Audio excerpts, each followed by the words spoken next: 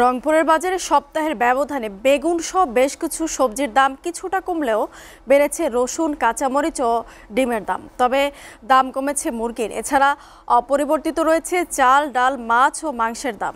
দর্শক, এ বিষয়ে বিস্তারিত জানাতে রংপুর থেকে সরাসরি যুক্ত হচ্ছেন সহকর্মী আশিকুর রহমান।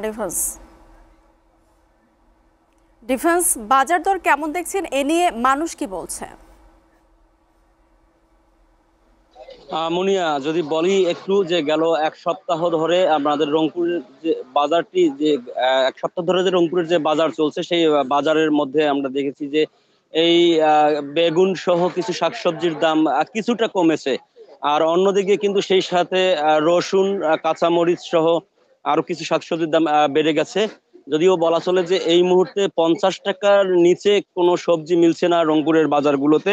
অন্যদিকে যদি বলা চলে যে এই মুহূর্তে বাজারের সবচেয়ে সস্তা সবজি হিসেবে আলু বিক্রি হচ্ছে। এই আলু ক্ষেত্র বিশেষে জাত ভেদে 16 টাকা থেকে 18 টাকা, 20 টাকা পর্যন্ত খুচরা বাজারে এখন পর্যন্ত বিক্রি হচ্ছে। তাছাড়া কিন্তু আমরা দেখছি যে অন্যান্য এই মুহূর্তে যে সকল সবজি বাজারগুলোতে পাওয়া যাচ্ছে, বিশেষ করে রংপুর অঞ্চলের স্থানীয়ভাবে যে সবজিগুলো উৎপাদন হচ্ছে, ঝিঙ্গে, বেগুন, বড় পটল, ছোট পটল, করলা, বরবটি, এইসব বাজারে কিন্তু সরবরাহটা স্বাভাবিক থাকলেও কিন্তু যে দামটি সেই দামটি নিয়ে কিন্তু আমরা যেটি দেখছি যে সেখানে সাধারণ ক্রেতাদেরও অভিযোগ রয়েছে। অন্যদিকে ডিমের দাম কিছুটা বেড়ে গেছে আর মুরগির দাম কিছুটা কমে গেছে। আর ডিম বাড়ার পিছনের কারণ আমরা জানতে চেয়েছিলাম ব্যবসায়ীদের কাছে।